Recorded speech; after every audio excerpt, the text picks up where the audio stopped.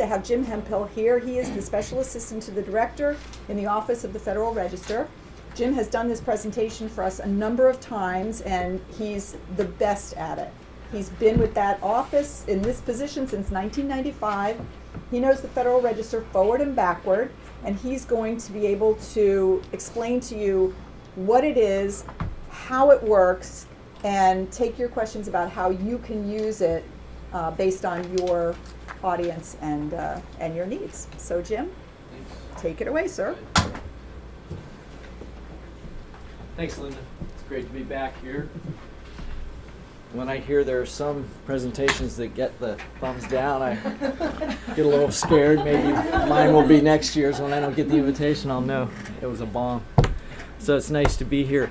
I looked quickly at the list, your names and what the organizations you're working for.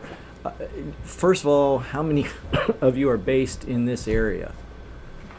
Just about it. So the other way around, how many people are not? Everybody is based in this area because this group comes once a month for 9 months.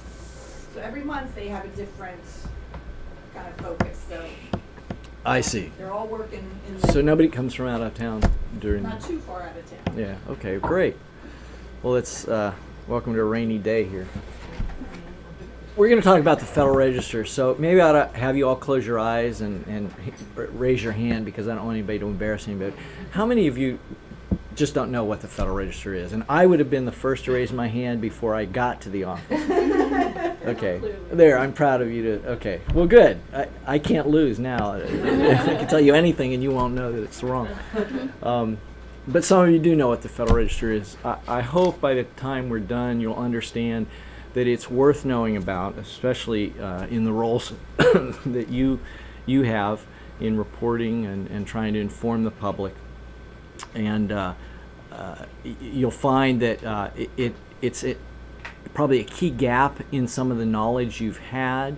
It doesn't mean that you'll be using it every day or even every week, but I hope it will really enhance what you know about how the government works particularly, and then some interesting things for your reporting. And I apologize in advance. Every once in a while I'm going to get a little check in my throat. I've got something down here that I'm trying to shake, so forgive me. Maybe I'll start off by just pulling up a sheet of paper, an article from the Post. I usually try to just grab the paper in the morning and go through it without any attempt to screen it and see if I can find an article. I didn't do that today. This is one that says the SEC approves plan to make companies report pay ratios. Not a terribly interesting headline, but what do you pick up from that? First of all, we're talking about the SEC. What is that? Okay, so it's a quasi-government agency at least, and approves a plan, so they took some action to make companies report pay ratios. So we know that SEC somehow is involved in regulating private sector, and so they've passed some rule to do that. Think a little under the hood of that. How did they do that? What's the mechanics by which this headline came to be? Talk to me for a minute, just on what you think you know. What's behind this headline? Either there's some bill or some policy statement from the White House that they then pass some principle and then hand it off to the SEC to come up with the details. Okay. I think. All right. I might be wrong. No, that's a great. So you mentioned a couple different things, 3 different things I heard. You said a bill or a policy. You mentioned the White House, and then you said pass it off to SEC to, and I'm not sure what you said, come up with something. To come up with the details to fill in the plan Okay. that's been approved either by Congress or the White House or both. Okay. Anybody disagree or think that anything that's been said so far is not accurate? Okay. I saw his hand first and yours, yeah. And what's your name? I don't see your card. Oh, sorry. I didn't know if I grabbed it. It's Blake. Okay, Blake. You looked around like, I think I'm Blake. I took the red eye back from the Still gotta get All right, my all right. meeting. This is Blake. Oh my god, I have an identity. I was lost, and now I'm found. No, I was gonna say, you know, the SEC could make changes. They could propose changes and stuff, but they'd have to let stakeholders weigh in. Before they Okay, move forward. so you're suggesting maybe it was a unilateral, started within the SEC as opposed to perhaps it was came. Yeah. Okay. Possibly, I guess. Well, it sounds like it just is dealing with sort of income inequality maybe and CEO pay versus sort of maybe the lower ranking employees Okay. and just kind of starting to just kind of address sort of disparities within that. I mean, I Okay. don't know. So that's the substance of, Yeah, of what. yeah. One thing you haven't quite gotten to yet is well, go ahead. I was gonna say, maybe it's in reaction to some sort of investigation that turned Great. out something that's not been reported that should Yep, be. yep. A lot of things happen as a result of some investigation, yeah. Just as far as the process, they have to publicize what they're doing, let people know about it. Yeah, For with some guys to come in, transparency. they say this is what we're proposing. Here's how you comment. Okay, great. So they had to publicize. Is that why they called up the Washington Post, and is that why this article is here? Is that the means by which SEC did what you just said? No, I probably published it in the Right. A plus. Right. So yes, there's a process behind this, and that's a process that a lot of people just don't know anything about, and it does involve the Federal Register. And so I want to teach you a little bit about that process. Your headlines may not change because for the general public this may be sufficient. Some rules were issued or et cetera. But I think it's really important for you to be able to understand that process and to begin to inform the public that that process is not a closed process. That process is a very, very open process in which we encourage and want and only works best when the public participates. So this is another area where you can perhaps be of service to your readers. I will just say that I read articles like this, and this is the Washington Post. I read articles about congressional action, and having been involved in the process for a long time, I find these very frustrating because you look through, there's no reference to the committee that considered something. There's a Senate panel passed. Well, what Senate panel? I'll go through the entire article and it won't refer to it. And again, there's some choices you make in writing as to how much detail do you get into. But it's interesting to me that here in the company town, the government town of Washington, it's surprising how vague sometimes and how little you really understand about the process in the reporting of it. Okay, so I'm going to talk to you about the Federal Register. This is me. I'll give you a couple important websites: federalregister.gov, ofr.gov, and fdsys.gov. I'll be referencing those later, but for now, you can take them now. So that one from FD. Sure. Let's see, how do I go back? FDSYS. FDSYS.com. .com? Or .gov. All of those are .gov. My bad. Is the mouse not working? Oh. I can't make it go back. Oh, I think we. No. Okay.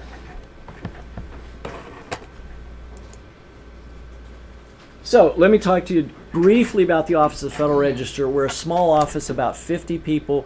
We're located in the National Archives and Records Administration. Basically, we're in there because we were created at the same time as the National Archives, and there's some synergy between our missions, but not a lot. But that's where we are.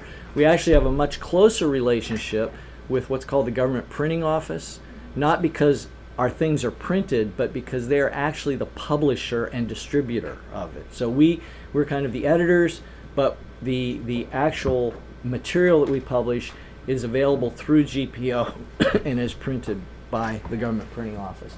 We also publish a number of other things. I'll reference them real quickly. This is the United States Government Manual in book form. When I entered the government, lots of people, most people had this at their desk. It was the resource they used to find out how the agencies are organized. There's a hierarchy in there. Who's who. So a list of the primary officials. I'll give you an example of that. And then what the agency's missions are and where you can find public information. So a really important resource. This is the official statement of everything I just said. But with the internet and the resources available on websites, and because that's a printed volume and static, we only update it once a year, it's not as valuable today as it used to be. We are moving to make it a more constantly updated document. But the significance of that is if you want to get the official statement of what a federal agency does, that is the place to go. So that's the U.S. Government Manual. I'll probably be mentioning, but not a lot, of time spent on the official documents of the presidency. We call this the daily compilation of presidential documents. And I'll go over to computer here.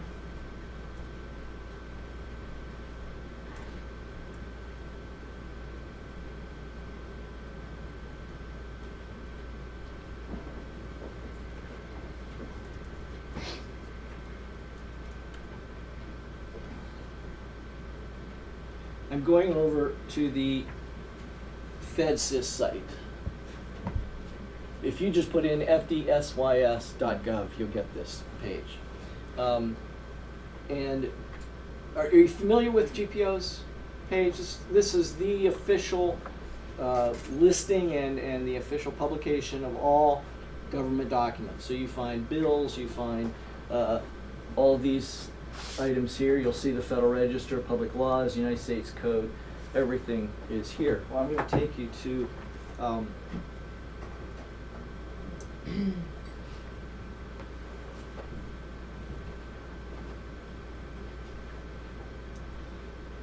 here's the Federal Register official site, the official site. So this is where the documents officially are.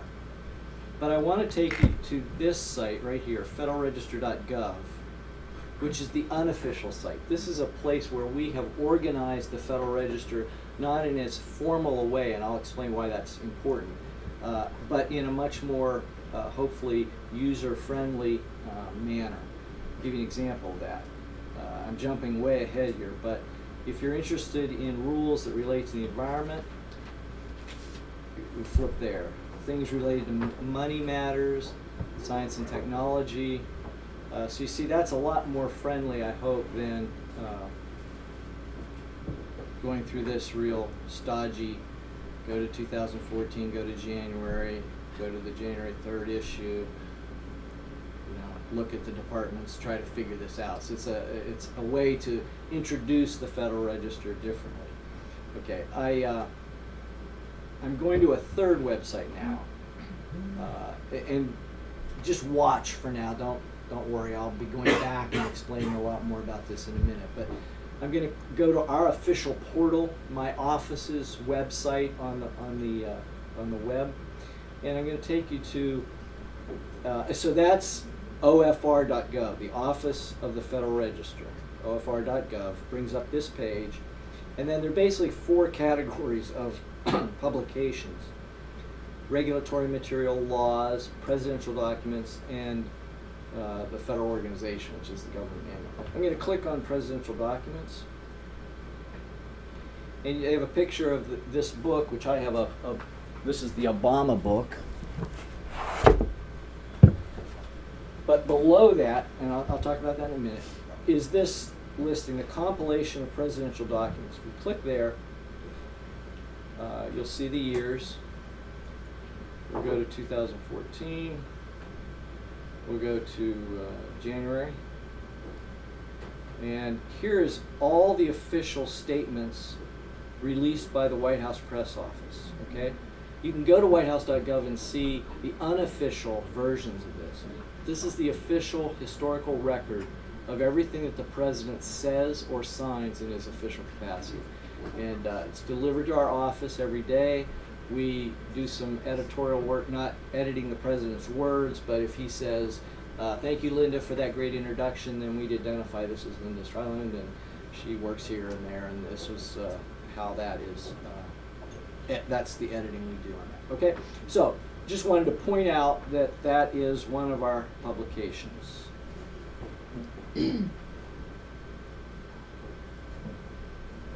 That's the compilation presidential documents.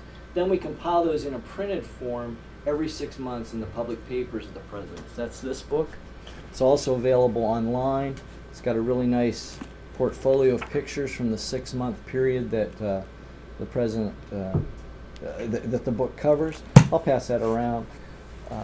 Again, that's the historical, the official historical record of the presidency. It's called the public papers of the president. You said that's available online? Yes, at GPO, I'm sorry, at fedsys.gov, which is GPO's site for all its publications. I want to go to a discussion of public laws, which also takes us into the heart of what I want to talk about. And these are the 5 subjects I'm going to try to cover.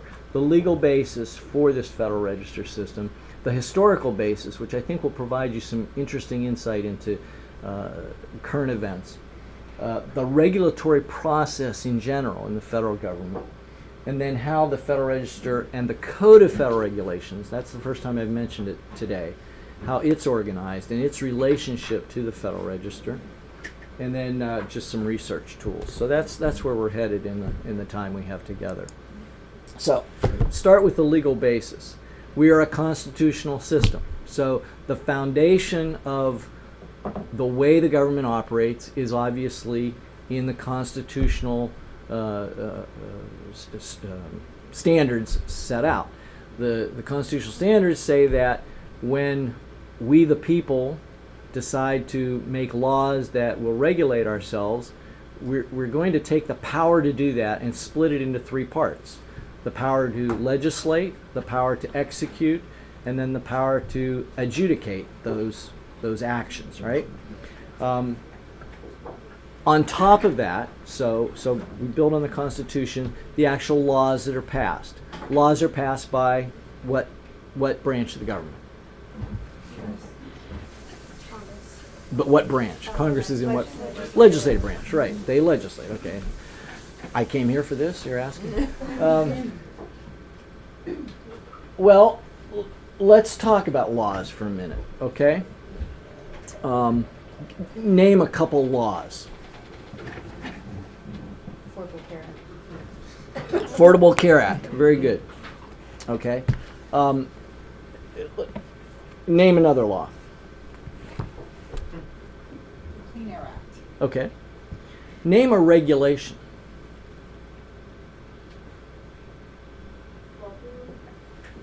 The Volcker Rule. Really good answer. Great. The lights are down, so I'm not seeing you as well here. Who said that? Okay. Good job. Name another rule. I'm sorry? I'm just not hearing. Basel III, is that what you're saying? Is that a rule? It's not familiar to me. Could be, but I'm not sure. Well, okay, I've used the language law and rule, right? So, okay, I've thrown out a couple things. Let me throw out a little scenario. Let's say it's July 4th here in Washington, D.C. And as a result of that, there's going to be big fireworks. And if you're in this area, you know that those are shot off from the barges that are out in the Potomac River.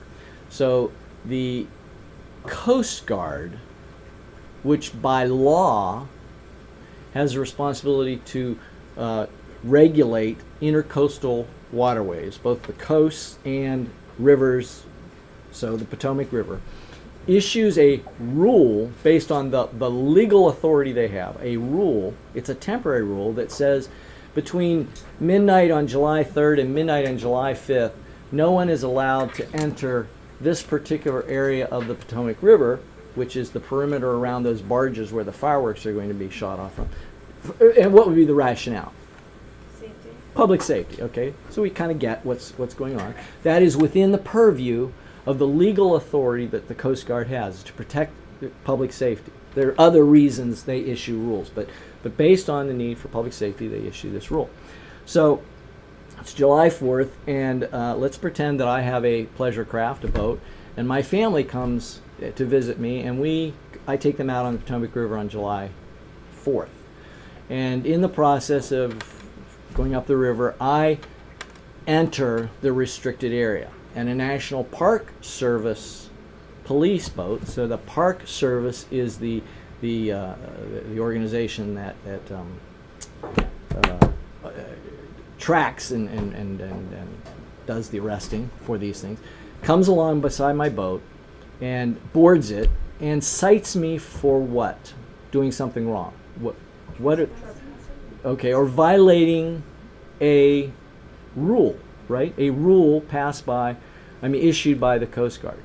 And the potential jeopardy to me is that I could pay a fine, a maximum $10,000 fine, and be thrown in jail for 5 years. Let's say that's the maximum penalty for doing that, all right? Violating that rule.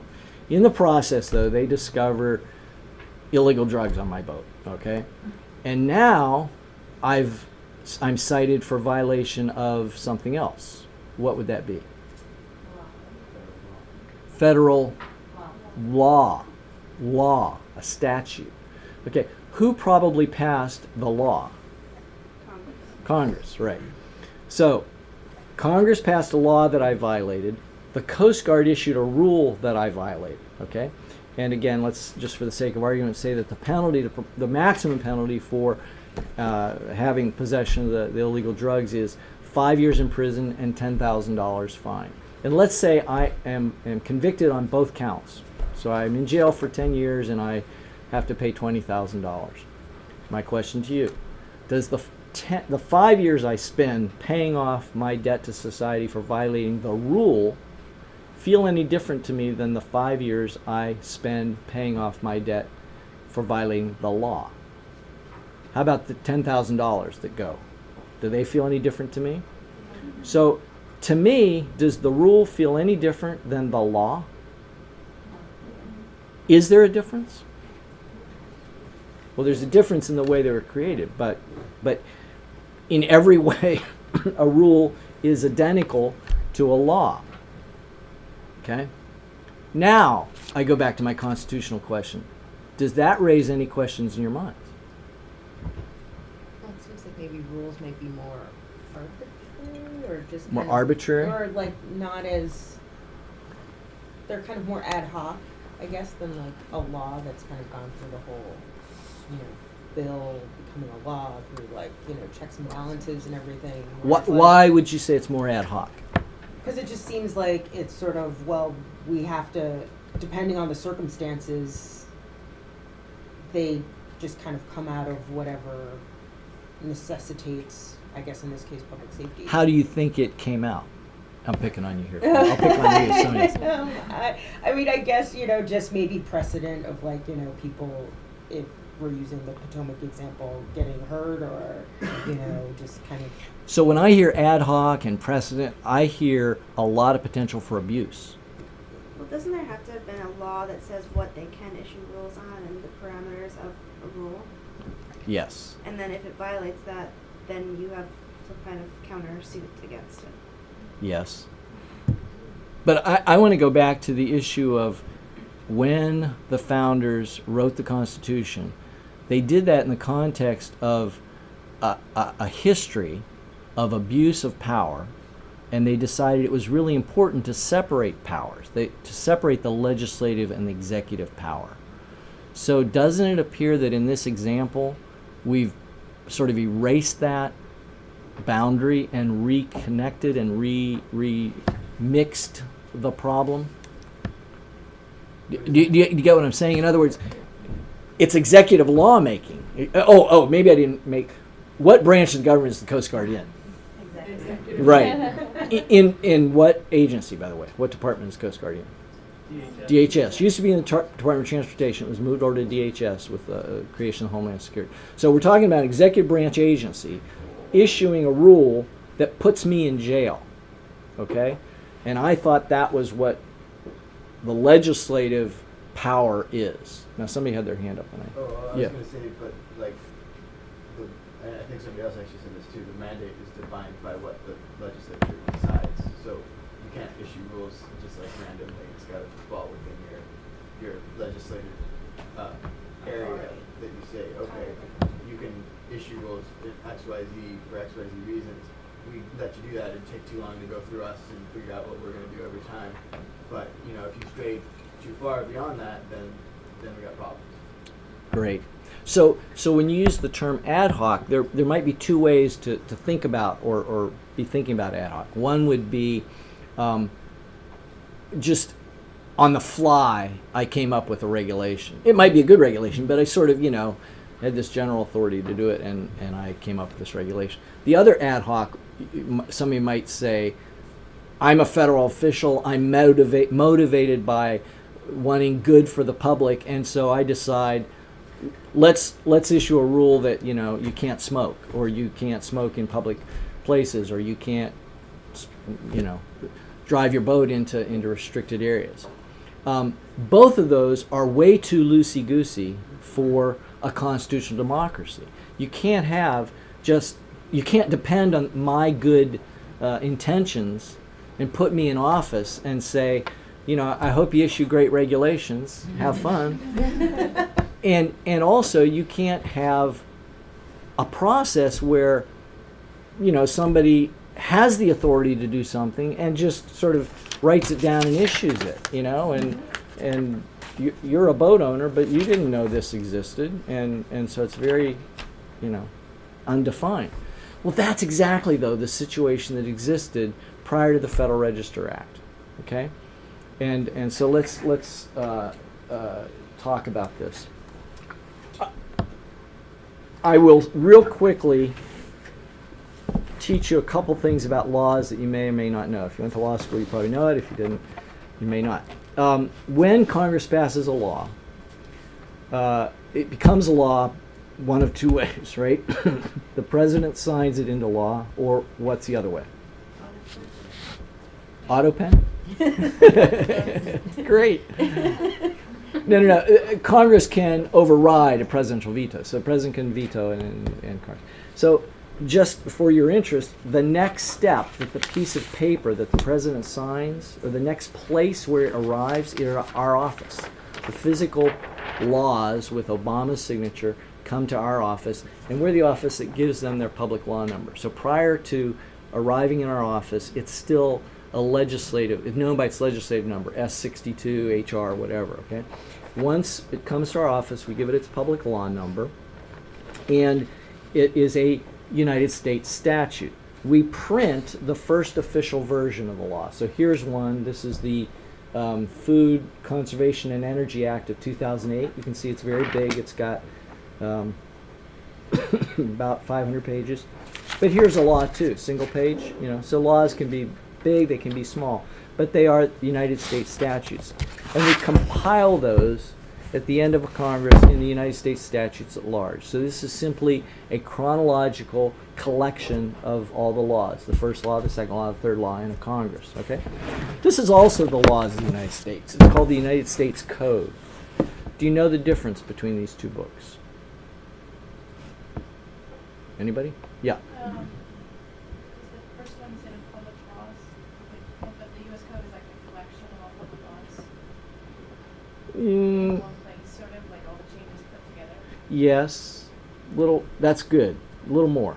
Is the code more grouped by subject? Yes. And the laws you just said are just chronological? Yeah. So this is a compilation. The first law, the second law, the third law. This is the codification. So are all the laws in both books? Yes. Trick question. No. First of all, this is the compilation. So it goes back to when? 1789. Since then, there have been a lot of changes. This is just the current set of laws, okay? So when a law is superseded or the laws are amended, then it's taken out of the code and put in. Secondly, like the gentleman said, this is an order by subject, okay? And those subjects are called titles. So there are 50 titles, or federal legislation is grouped into 50 subjects, 50 titles. This one happens to be War and National Defense, Title 50. So old laws are not in the U.S. Code. Any other? I'll let you guess it. One other kind of big set of laws that are not in the U.S. Code. When we think code, think codification as opposed to statutes as compilation.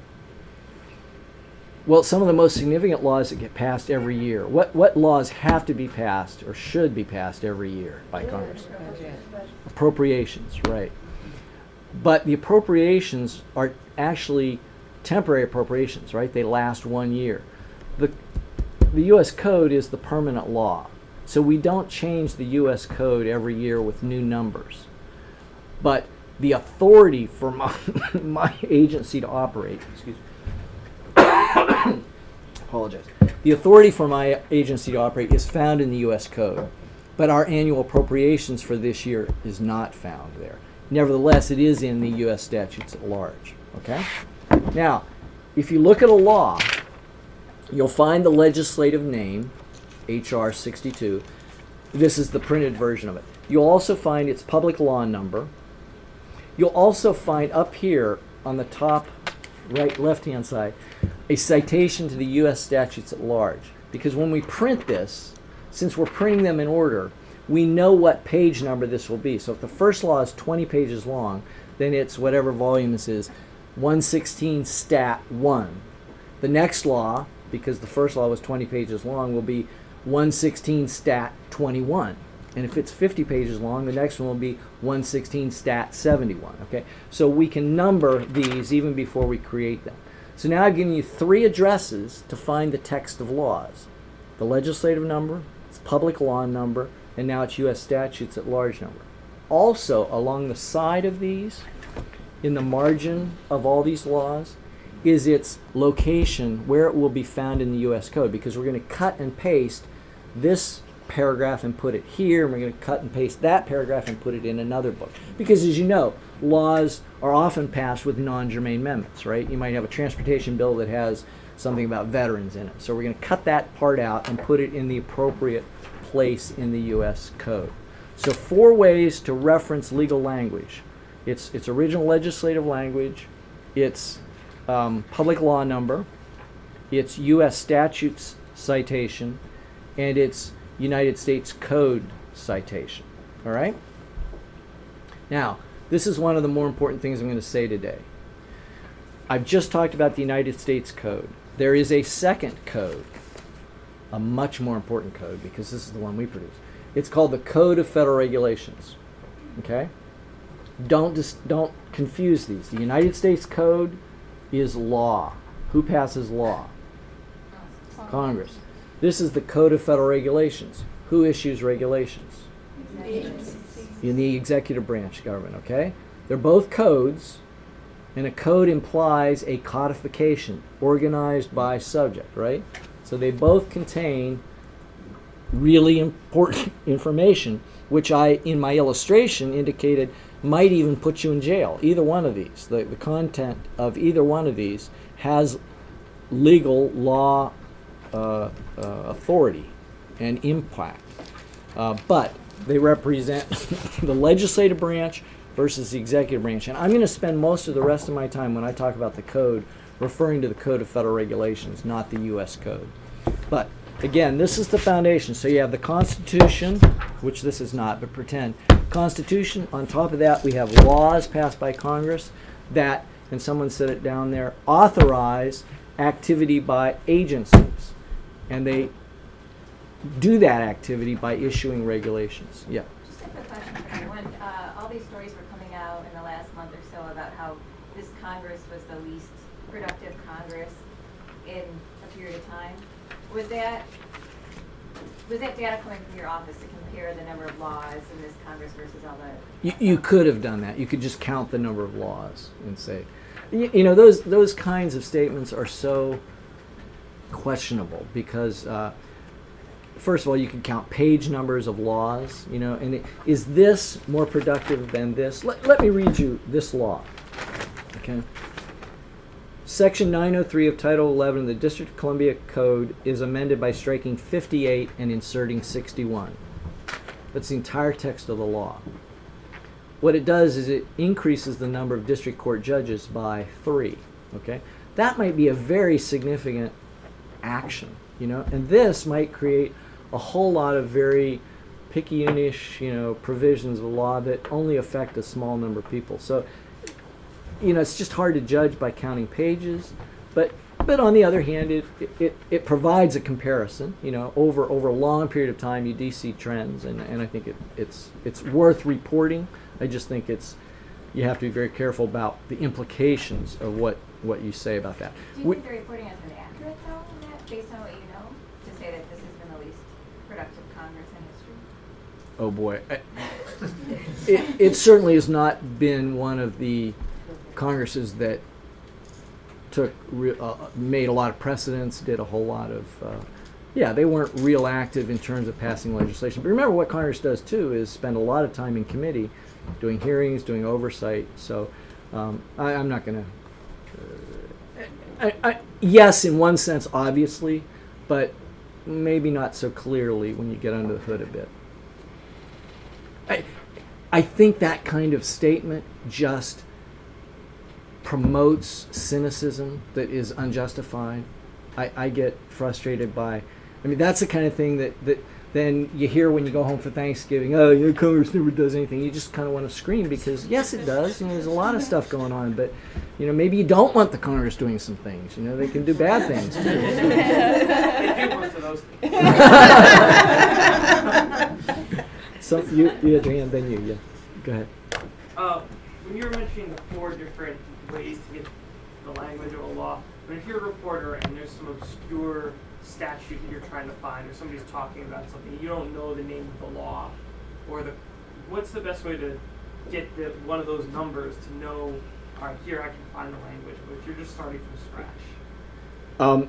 And I have to qualify this by saying, A, I'm not a lawyer, and also I work for the Office of the Federal Register, and although we publish the laws, we don't publish the Code of Federal Regulation. So if you have access to Nexus, Lexis, and one of those resources, I think that's a really, really useful thing. Today you can Google stuff pretty easily with, you know, some basic terms and get to it.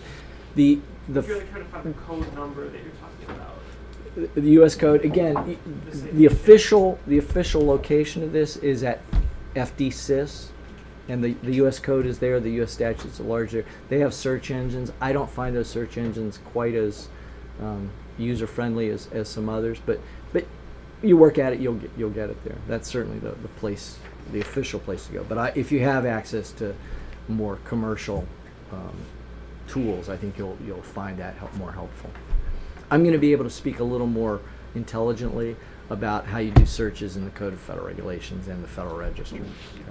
And you had a question. When a large law passes, like the Food Safety Modernization Act or like Affordable Care Act, where it takes years for the rules to be created and rolled out, how do those go into the book? I mean, are they still in order from when that original, like when the Food Safety Modernization Law was passed, or like when the rule is rolled out? Okay.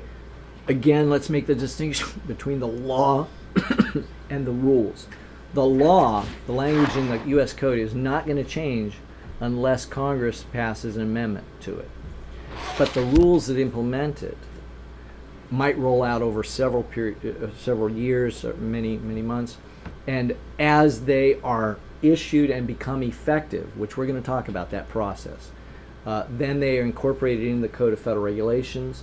They're added to, they're amended, they change. So that can happen on an ongoing process on a daily basis. But the law is not going to change unless Congress takes some action. Okay? And what you're asking is really the heart of what I'm going to be sharing with you here today.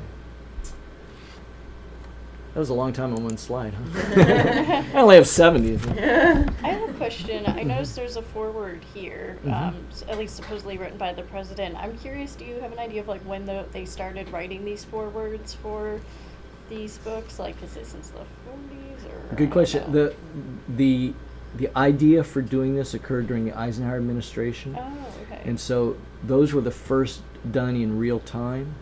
Then our office went back and did the Truman administration. Franklin Roosevelt's had been published privately. So we went back and did the Hoover. So, and I can't tell you whether Hoover was alive when they were done. Okay. Whether he wrote a forward, I don't know. But at least since the Eisenhower administration, those forwards have come from the White House, from the president himself. In fact, that's what held up the printing, the publication of a couple of these, because it's not the highest thing on the president's agenda sometimes, right? Is forward for the public papers. Yeah. Okay. There's a lot of interesting things about law that I'm not going to. I'm going backwards.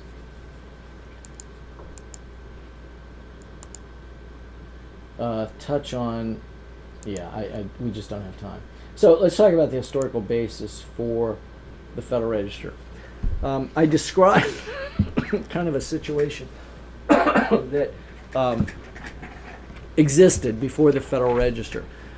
It wasn't so bad, though, because our government was not so big. It wasn't so active. Prior to the Great Depression,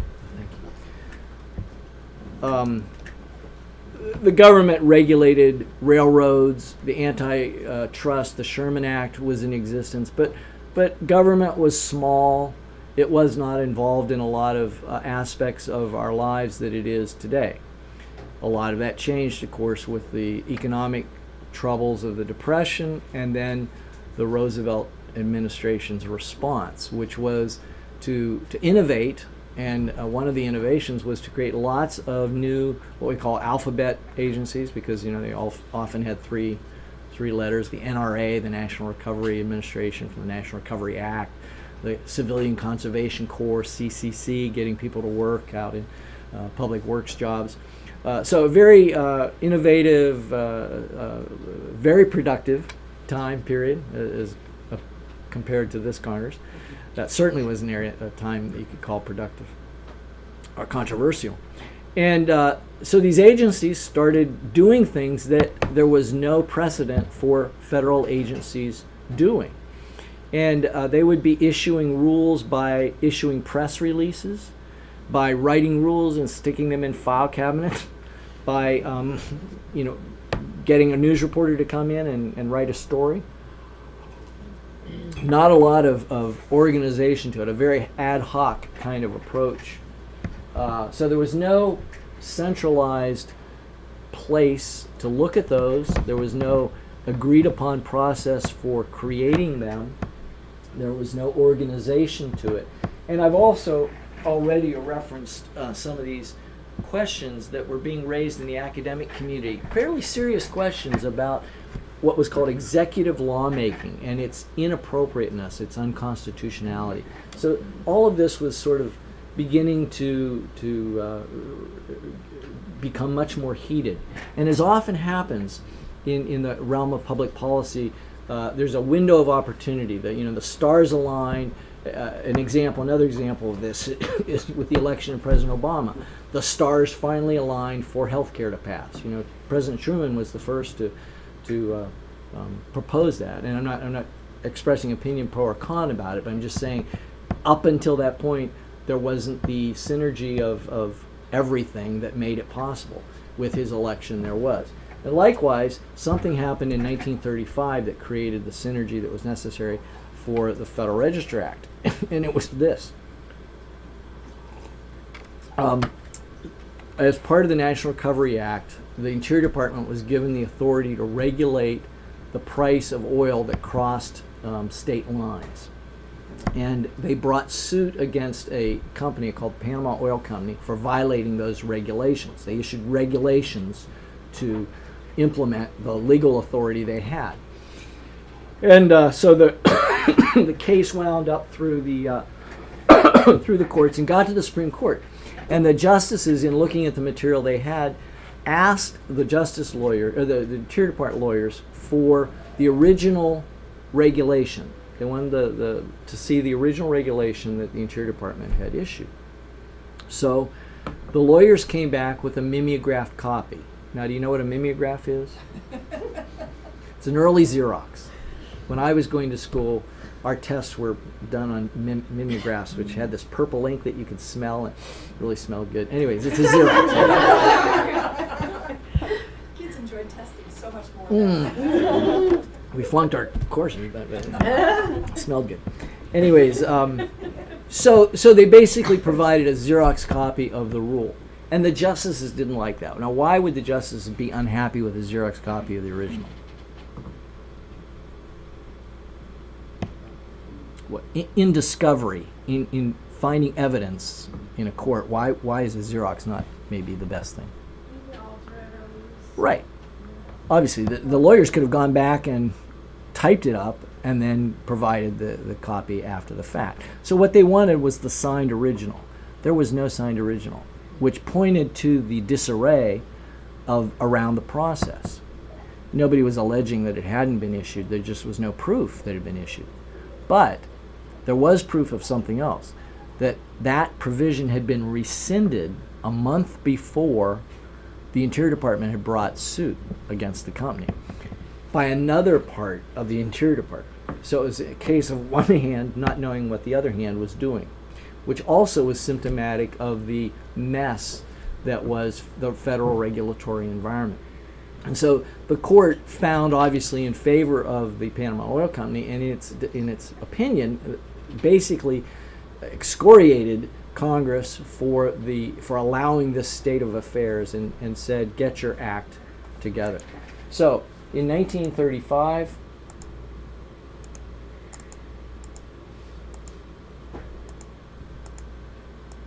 I don't seem to be able to drive this right. Wait. Well, I'm going back.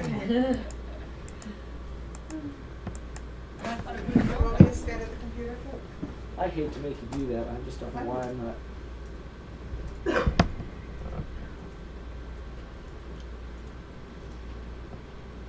So 1935, the Congress responded with the enactment of the Federal Register Act. And that was the first law that really guided how regulations would be issued. Today we have 4 legs that form the basis for the federal regulatory system. The Federal Register Act, the Administrative Procedure Act, which was passed in the 40s, about 10 years later, the Congressional Review Act, and then other individual laws. And by this I simply mean that occasionally when Congress passes a law, they will include in it some instructions related to rulemaking that add to the provisions in these other 3. So this is relatively insignificant, except as it applies to a specific regulatory act. But this system is designed to allow federal agencies to issue and enforce legally effective regulations. We know when the president signs a law that it is the law of the land. But how do you know when agencies issue regulations that they are now the regulations of the land? And this is what this system is intended to show. 3 o'clock should move you forward. Pardon? 3 o'clock should move you forward. Let me see if it's connected. Let me just do one thing. I don't want to snap your fingers. Okay, so let's look at what the Federal Register Act does. First of all, it created my office, and that was to be the single place where all regulations would be kept. So the first thing that my predecessors did was send out a call to all the federal agencies saying, send us your regulations. You know, everything you have, open those file cabinets and give it to us. And then the law created a new way by which any regulations that were issued after that date would be publicized. And that's a new magazine called the Federal Register. So it's a daily publication in which agencies publish all their new rules, okay? And this is official notice that a new rule exists. That was the purpose of the Federal Register. And then, after it became clear when the regulations had been received by agencies that there were far more than anybody had any idea, they realized there needed to be some means of organizing this. So actually, after the fact, the Code of Federal Regulations was established to be the codification of all the rules. So I think today, it would probably be easier to understand this whole thing if my office was called the Office of the Code of Federal Regulations, supplemented by the Federal Register. But because the Federal Register was created first, we're the Office of the Federal Register. But this is really the heart of what we're doing. We're publishing the collection of the rules of federal agencies. How many books do you think there are in the Code of Federal Regulations? That's close. 234 books, okay? Now, when they created the code, they thought, I wonder how we should organize this. And what model existed for that? The U.S. Code, which has how many titles? 50. So guess how many titles there are in the Code of Federal Regulations? 50, okay? Again, a title equals a subject. So this happens to be food and drugs. There's transportation, there's veterans, so all of these books cover a title. And obviously, because there are 234 books, a title could comprise, there could be many books in a single title. Which agency or which set of regulations are the most numerous? Environmental, EPA's regulations. They have more regulations than any, they have more pages of regulations than any other subject or agency. Okay, so now we have this Code of Federal Regulations, and we have this book called the Federal Register, and that's all very nice. What happens when an agency publishes? That's official notice, okay? Even if you don't read the Federal Register every day, you are still obligated to abide by what's in it. Just like none of us probably read the U.S. Code, but we don't have any problem with the fact that, yes, I am governed by those laws. I generally know what they are. So it becomes incumbent upon what entity to help inform us about what the regulations are? The press, yeah. Very important role in helping me understand what is new, what my responsibilities are, and the like. So that's one reason I'm here, is you need to know about this not only so you can report on it, but so you can also help people know what their rights and obligations are.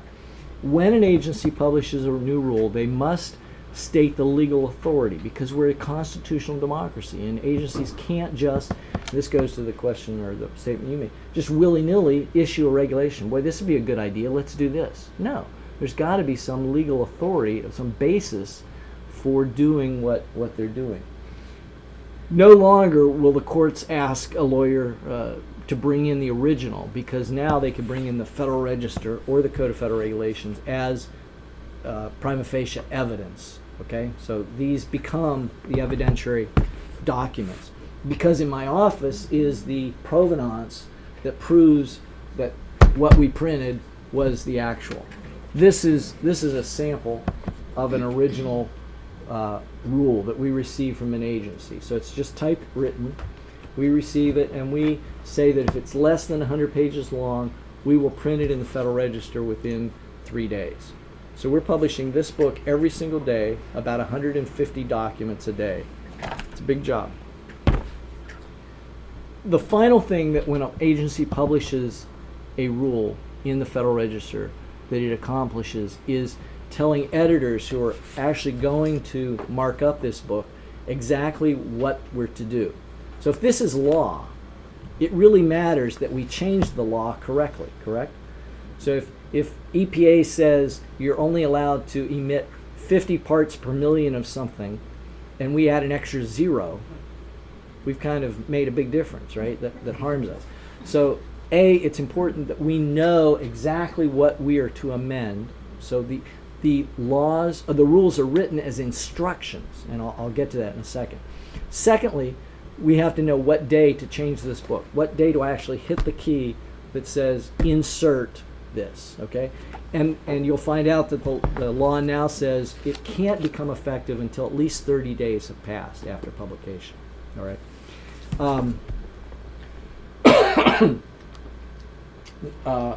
There's something I wanted to say. I'll get to that. The Federal Register Act helped with the process, but there still was the constitutional issues that were sort of out there. And two that I haven't really addressed are the issues of fairness and due process. Okay, it's one thing to know, okay, here's the rule, it's been passed. But it's another thing to say, well, who wrote this? I voted for my congressperson, and I was able to write them letters or call their office or contribute to their campaign or vote them out of office because I did or didn't like what they were doing. But then some bureaucrat, like Jim Hemphill, sitting behind a desk that I can't see, wrote a rule that says I can't, put my boat in the Potomac River on July 4th. Who is he to do that? Okay, and that really was a serious issue, both in practice, because you've dealt with bureaucrats before, and they can be hard to push through. They often feel like this is my information, you try to get it out of me, or you don't have any right to it. That's changing, but that very much in the 30s and 40s was the attitude you'd hit in trying to get information. And there were real questions of whether this was a democratic process. So the Administrative Procedure Act, one of the most wonderful pieces of legislation ever passed, and modeled in state after state and now country after country and in emerging democracies, is this process by which the first thing that's required is agencies must publish a proposed rule. So before they issue the final rule, they have to issue notice of what they intend to do. It's called a proposed rule, or a notice of proposed rulemaking, an NPRM. And then that initiates what we call the notice and comment period. And who is commenting? You and me and all the public has the opportunity to submit comments about what is being proposed. Only after those comments are received and responded to can the agency issue a final rule. All right? So this is the advent of the proposed rule, the notice and comment period. Very significant advance in rulemaking. It also said that rules can't be effective immediately. There has to be sort of a cooling off period so people can adjust to them. And if it's a major rule, it's not just 30 days, it could be up to 60 days. Okay, major rules are defined by their dollar impact or the number of people impacted by the rule. Okay, this is a significant advance, and it's basically the system that exists. So that means that now, today in the Federal Register, you're going to find two kinds of documents. You're going to find the final rules, but you're also going to find proposed rules. All right, and now I hope you are beginning to see why this matters to you. Because what did this headline say? SEC approves plan to make companies report pay ratios. Tell me in a timeline what this could be referencing. That something was put out there, there was feedback, and then there was a final plan that they agreed to. Okay? Even before that, could it reference something? A proposed rule. Even before that. That's kind of what Problem? Well, let me. SEC, at a meeting like this, could have voted to proceed with a particular approach to a problem, to a policy problem. In this case, reporting pay ratios. All right? So, majority vote of FCC said, yes, we'll do this. Now, staff go off and write a rule implementing this. Or maybe staff brought to the table a proposed rule that the SEC voted on. Okay? The next step is what? SEC is going to write the formal rule in a document like this and submit it to the Office of the Federal Register for publication as a, what you just said, proposed rule. And then there might be a 3-month, a 6-month period during which they receive comments. Now, who's going to be interested in commenting on this? Businesses, chamber of commerce. Mm-hmm. Mm-hmm. Big government. Right. Who's going to be most motivated? I'm sorry? Banks. Who do you think is going to be most motivated? The companies that don't want to report their pay ratios? Right. So you always get, both in legislative and in public policy, those who are most negatively affected responding most heartily, right? And early. right? So people don't say, "Yay, there's good news." People like bad news, or they get energized by bad news, or things can happen. So clearly, this proposed rule is going to get a lot of input from those who are negatively affected. Now, I might be negatively affected because I might be a stockholder of Walmart, and because their pay ratios are way out of whack. I'm not saying they are. I'm just saying, maybe the company could do a whole lot better if they got their ratios back. Or maybe I'm a worker at Walmart and I would be helped if the ratios were different. Am I likely to read the Federal Register? Am I likely to take the time to write a comment to the SEC about their pay ratios? Your union might be. You're headed right where I wanted to go. So yeah, I as an individual may not, but I might be represented by an association, an organization, a union that is, right? And that very much is what's happening. How many of you read the Federal Register this morning when you woke up? You're reporters. This is important stuff. Why aren't you doing it? Well, how do you have any confidence that something really bad didn't just get issued? I'll tell you how I read the Washington Post every morning, and that's I go online, and that's how I stay very much aware of things that are happening that I maybe should care about. What are some other ways I stay aware?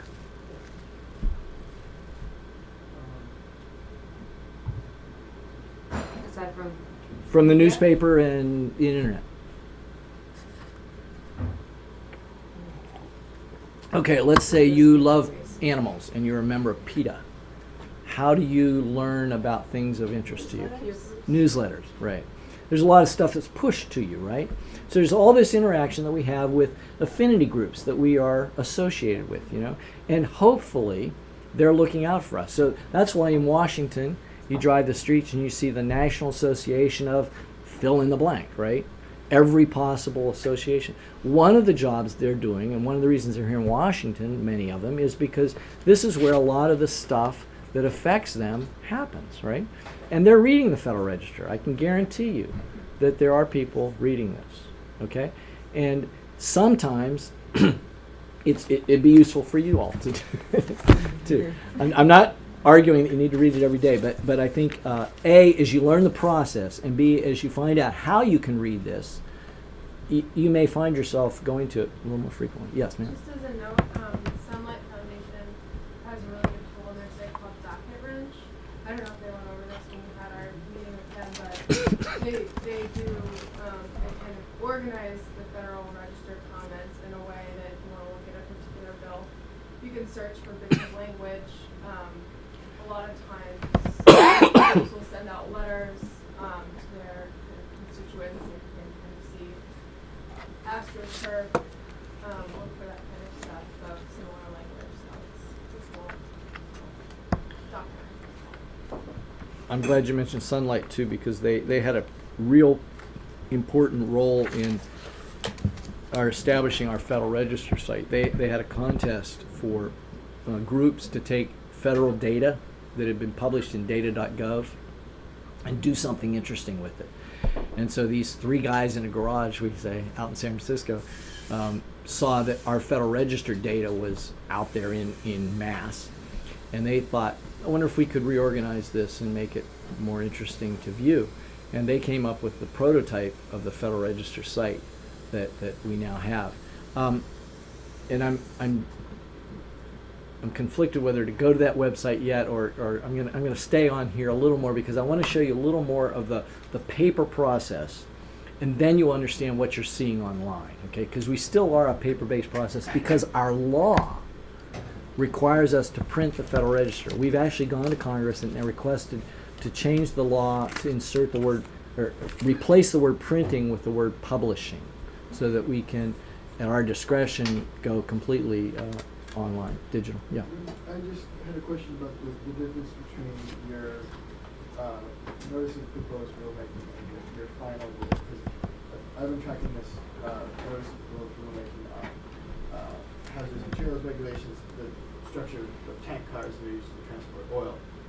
But in the proposed rule, there's really not many hints as to what the final rule is going to look like. You can read through it, and it's like very broad, like, oh, here are some suggestions that we've gotten. Here's our advance notice of proposed rulemaking. We're going to do something on tank cars. So how far can the final rule stray from the advance notice of proposed rulemaking? If somebody, you know, you get all sorts of comments on these. Somebody's like, oh, well, you should mandate retrofits of like all cars, take them off the roads and ban them. I mean, I guess if that's within the mandate of the organization that you're talking about, in this case, the Pipeline Hazardous Materials Safety Administration, that's something that you could see. Is that all? If it's in the comments and if it's in their mandate, then we go. Great question. So the question in essence is, how useful is the proposed rule to understanding what the final rule is going to be? You used a very technical term, an advance notice of proposed rulemaking. That is actually an advanced notice of proposed rulemaking. Gotcha. And the reason for it is just to do what you said. An agency, a proposed rulemaking, if you know anything about the proposed rulemaking process in agencies, it is very long, tedious, fraught with debate and arguments. It can be a miserable experience for someone to go through, as well as an exhilarating experience. So agencies are not inclined to just do this for fun. And they may think, here's a good public policy approach. But before we start down this long, arduous road of a proposed rulemaking, let's throw out an advance notice saying, hey, we're thinking about this. And let's just get everybody to come out of the cracks and tell us what they're thinking. It's a really smart idea. It's So like crowdsourcing. exactly. Well done. Well said.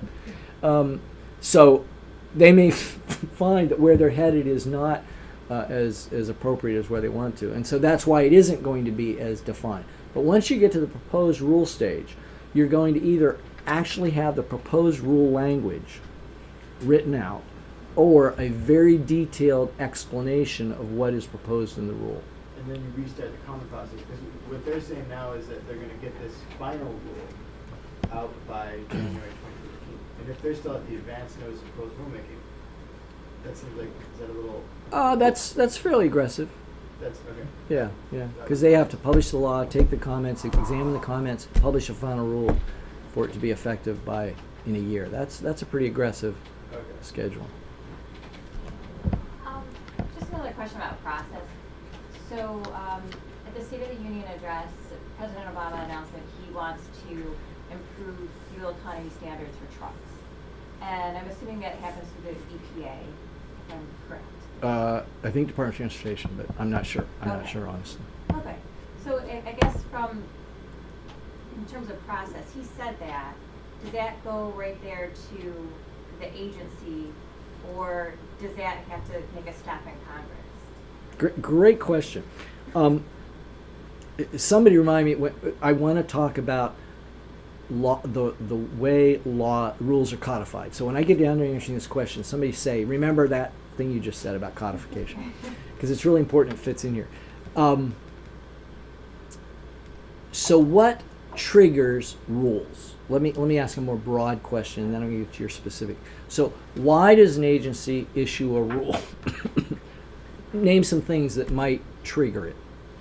An oil spill happens and you... So an accident, a bad thing, something that they're responding to some event. Excellent. What else? Congressional. Yes. So Congressman pass a law. We want to do something new that we haven't done before, you haven't had the authority to do. Great. What else? Executive order? Or, no, that's... Well, that may be weird. What's an executive order? Wanting to streamline something, or, saying, here's the president saying, here's what I want. Okay. This goes along with, what's your name? Sorry. Marissa. Marissa said. So the president can initiate things. He was elected by a majority of the people with a particular policy agenda, and he probably wants to promote that. I'm looking at, was I going to take a break at 10? You can break anytime you want. I just put it on the agenda. Okay, in the I'll sort break at the end of this question, and then we'll come back, and I'll talk about my codification issue. And I'm going to 11? 11:30. Okay. So the president can initiate changes. one more sort of, there are lots of ways, but one that we haven't mentioned is court action. The courts can make a ruling that would cause agencies to take action. We the people can petition an agency to take a rulemaking. Okay, so the president gets up and says something in the State of the Union. Is that any official activity? No, it has no official significance other than it's his official statement.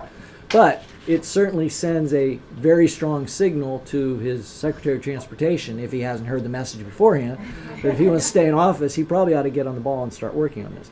But much more likely is there's been a lot of conversation, and maybe even it emanated out of the Transportation Department. They were the ones that pushed for this statement in the State of the Union address. So there's probably been a lot of groundwork laid for this. But at that point, then the White House gears kick in, and a lot of interaction between the department and the White House in coming up with especially high visibility kinds of things. If that had not occurred, if it had occurred basically within the Department of Transportation, then at the point it is now ripe for being issued as a rule, Department of Transportation is not going to just send this rule over to our office. The first place they're going to send it is to the Office of Management and Budget, OMB, to the OIRA office, the Office of Information and Regulatory Affairs. Okay? You all should know about this. It's a very important organization, OIRA. Can you say it one more time? Sure, it's the Office of Information and Regulatory Affairs.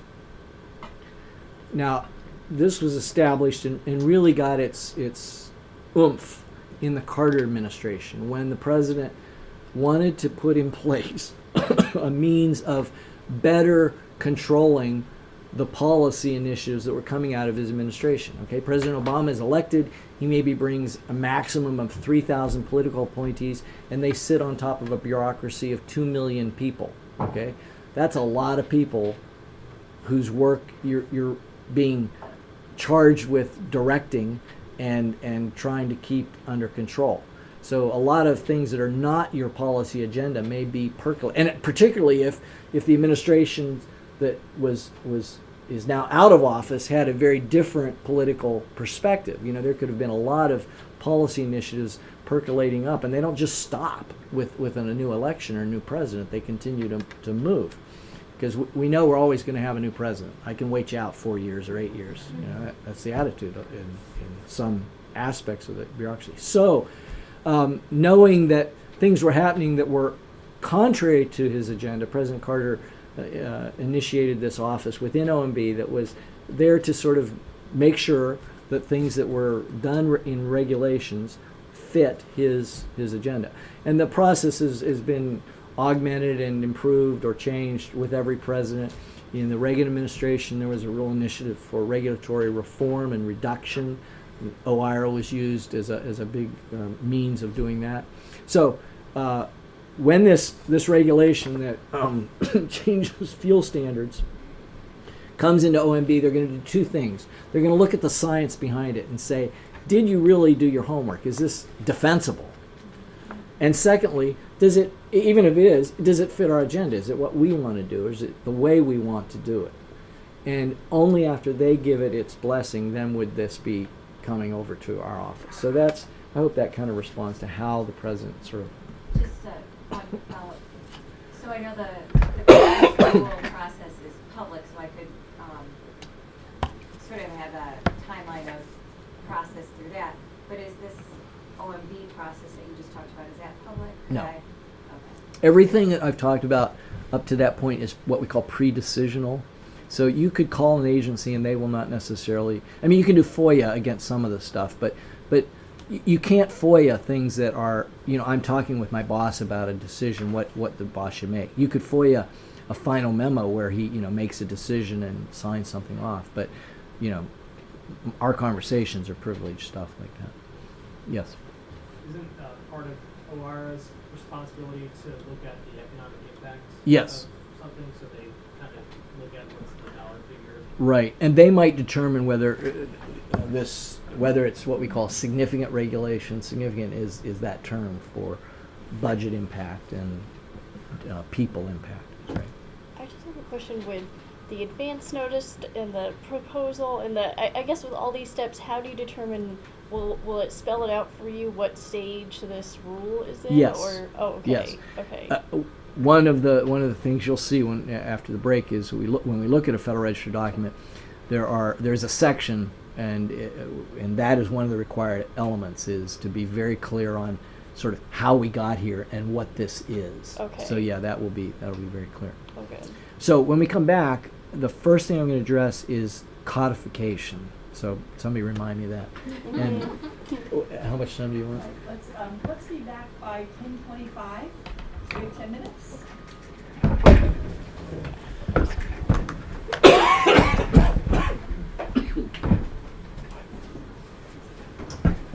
Sorry, I wish I could offer you a cough drop or something. It just hits me. I don't know. Yeah, well, we've all been there. This is good. This is going great. Oh, good. You know, it's interesting. I'm doing working part-time on a master's over at GW. I've been doing this for several years now, and one of my assignments this term is to write a comment on a proposed rule. So, That's good. Have you chosen yeah, that? I haven't chosen one yet. We just have to choose something whose comment period ends before the end of the semester because it has to be active. She wants us to actually submit them, although that's not required. Wow, And it has to be this is a politics and environment course.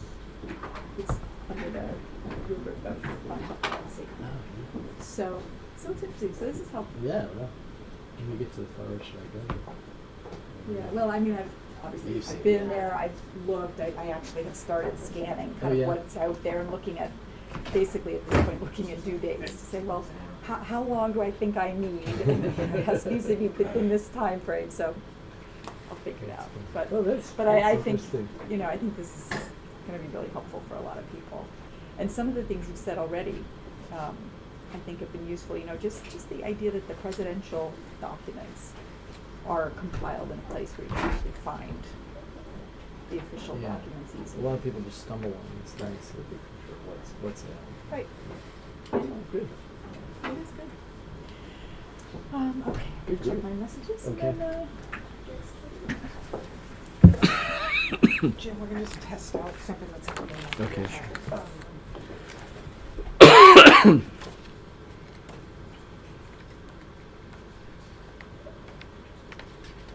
Yeah, the comments get pretty interesting on some of those. I'm just getting started looking into some different regulations and stuff that are coming up. But there was on the hazardous materials one I was talking about, you mentioned the people who are most angry about it will comment, and that was true, except they actually, the Association of American Railroads actually came out and said, yes, please regulate us more. We want tougher rules on these tank cars. Yeah. I think probably for liability reasons they might have done that, but it was kind of unusual because you'd expect them to be like, no, we're safe, like this is fine, like don't worry about it. But I was listening to an NPR report on that whole tank car. Yeah. I forget what the angle was, but it's just releasing. Yeah, it's an interesting debate. It'll be we'll obviously want to keep an eye out on where it goes on the register there. That's but fun. probably not for a while. Anything concrete sounds like.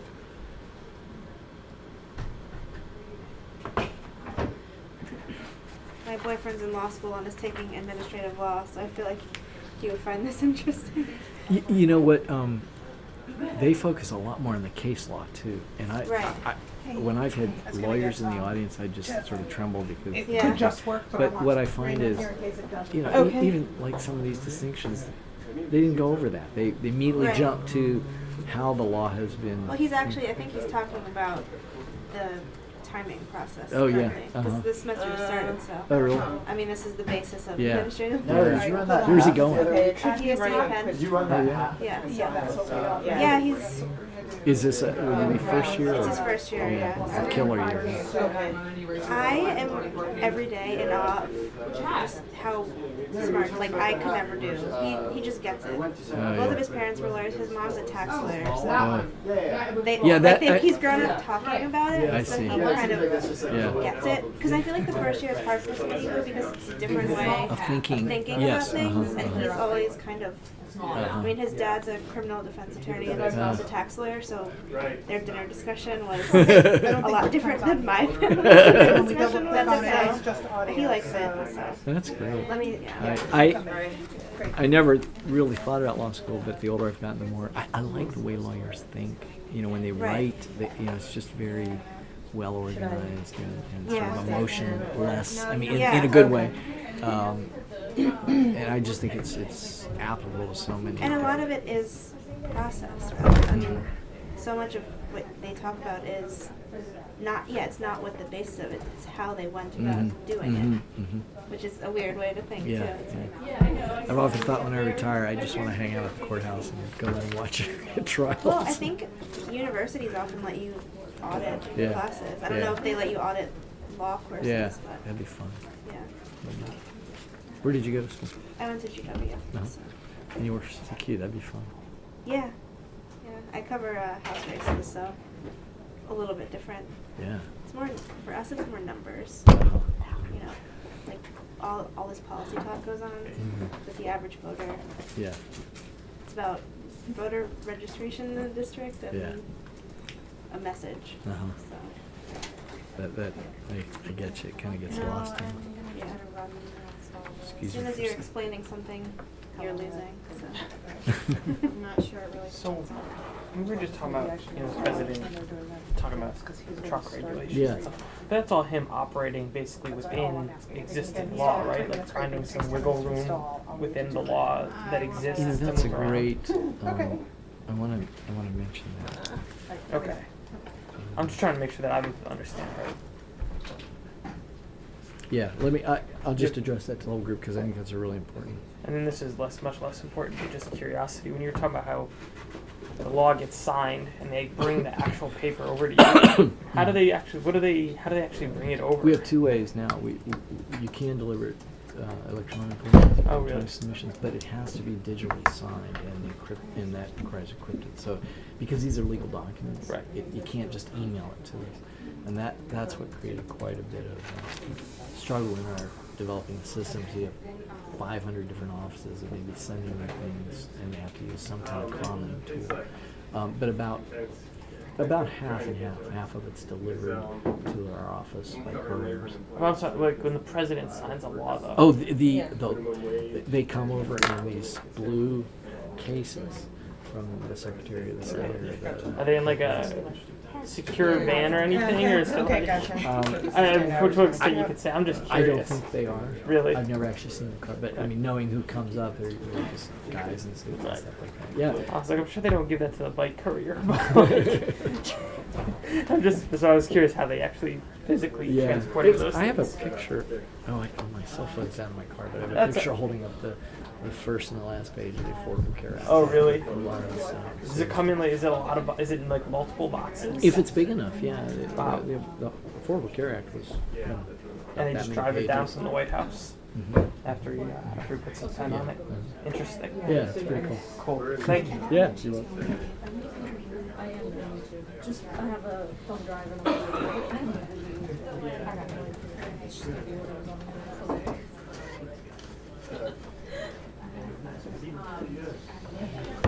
All right.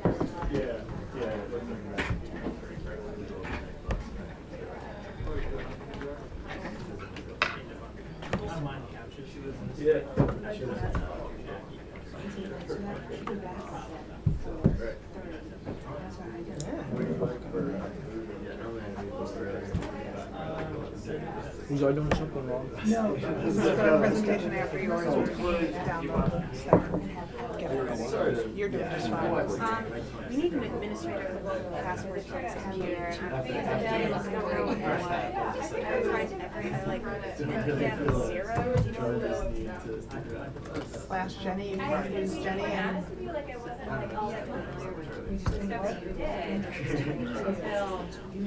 So it's a trade-off, right? Yeah, exactly. Right.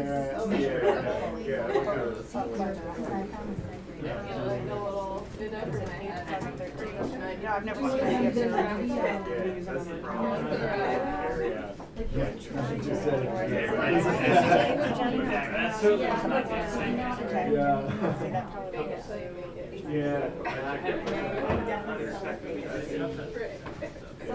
Friday. I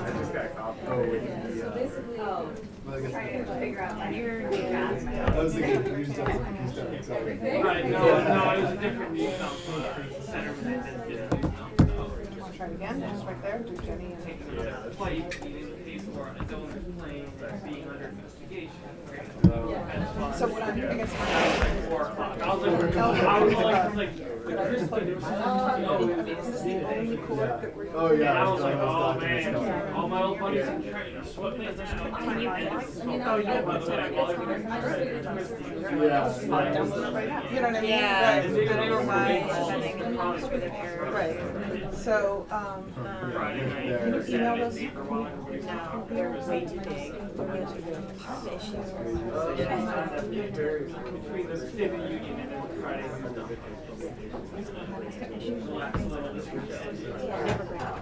Yeah.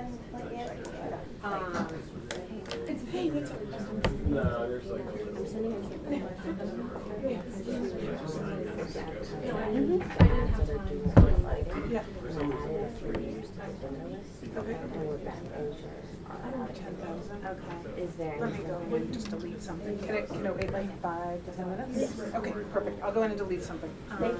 You're welcome. Just want to check in. Yeah. Is this kind of not? No, it's not working, and we can't. Second inspection made. She didn't even like go through My anything. She's like, recommendation. It's done, the decision's made. Somebody else's. So My recommendation is that you Right. You cannot use on your laptop. I have to go out. No, that's fine. But how are we going to get these files on my laptop? I have them right now. I have them on contract. Okay. These are contracts that like unfortunately work like 40% of the time. But my hope is that since they're like due this morning, that we can like transfer them. I'll get you set up with transferring them first, and then bring them over, and I'll help you. And then I'm just going to do that only for hours because. Right. I'm so sorry. When do you realize I have a better. We'll figure it out. I mean, hopefully we'll figure it out. But we're working on it. Okay, all right, everybody I was back? in town this weekend. I'll be out of town like Our projector took a break as well. Well, Yes. I just like. All right, so we will boot the projector back up Politically happen. and we'll get ready to start over again. That's a misstatement, we're not gonna start over. We'll recommence. Recommence, that's fine. Yeah, can you see the screen with the lights on? There's a question from our speaker about whether we can see the screen with the lights on. Once that message goes away. Yeah, which it will in a minute. Someday we'll clean that thing. I prefer to have the lights on because I can see you, but if you prefer to have the lights off, that's fine with me. I can see it. Okay. Good. Well, I'm going to talk about a good question came up, and then I also said I wanted to talk about codification. So the good question came up had to do with the President's State of the Union comments about I'm going to do what I forget how he said it, but if Congress isn't going to act, I'm going to act. And can he do that, or what's that look like? That is right at the intersection of what we're talking about. This is obviously the president can't pass laws. He can't sign laws that haven't been passed and brought to his desk. But there's tons of stuff that the president can do regulatorily if it's within the law. And that might be a matter that will become controversial, whether he is acting outside the law. I'm going to give you a wonderful example of a bureaucrat who really tried to push the envelope. And it comes from the 1990s and from the Food and Drug Administration, FDA. It was headed by a guy by the name of Dr. David Kessler. And Kessler was a real anti-smoking advocate. Of course, he saw himself as one of the chief health officers of the United States, and smoking creating one of the key health hazards, problems in the country. So he wanted to regulate tobacco. Food, Drug Administration seemed like the logical venue for that. One minor problem: the Food and Drug Administration Act was established by the Food, Drug, and Cosmetic Act, which was passed, I think, in the 30s, and specifically prohibited the regulation of tobacco. Okay, which you can understand coming out of the 30s. That was tobacco was an important agricultural crop, had a big impact on a lot of people, and so Congress passed it saying, but we don't mean regulating tobacco. So in 1994, Kessler initiated a rulemaking to regulate tobacco. Does anybody know the basis for on which he founded that activity, which sounds fairly illegal based on the law governing? Well, what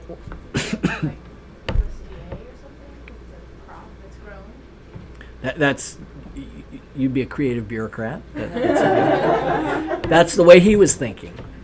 He said the Food, Drug, and Cosmetic Act does give me the authority to regulate drug delivery devices, like heart defibrillators, all the medical equipment we have. And he said, I'm not regulating tobacco. I'm regulating a drug delivery device called a cigarette, a little white tube in which drugs are delivered.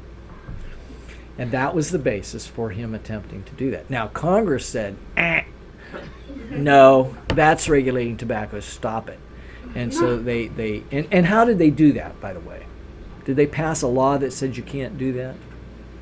No, it was much more informal. It's like the chairman of the appropriate committee picks up the phone and says, you better stop, or we're going to defund your commission for it. So there's lots of informal ways of these things happening. But it's a really good example of someone trying to push the envelope. Now, interestingly enough, about 2 years ago, 2 or 3 years ago, Congress passed legislation amending the Food, Drug, and Cosmetic Act to permit the regulation of tobacco. So today, the times have changed, things have moved, and Kessler would have the actual authority to do that.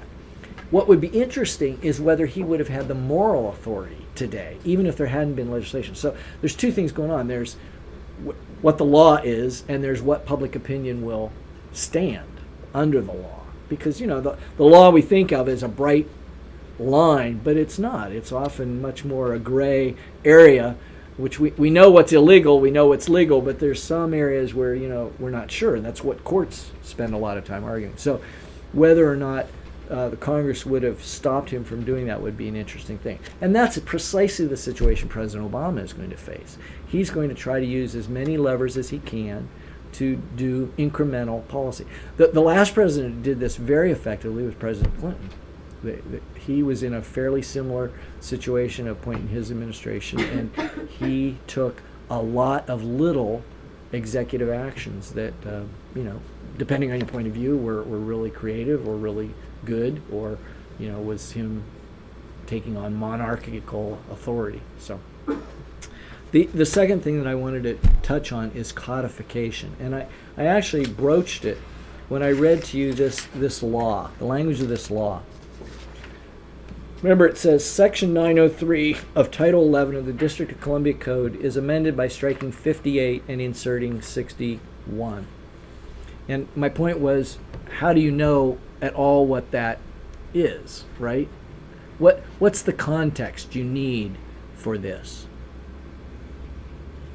You need the United States Code, right? You need to look up Title 11, Section 903, and find where the word 58 is, and say 58 what?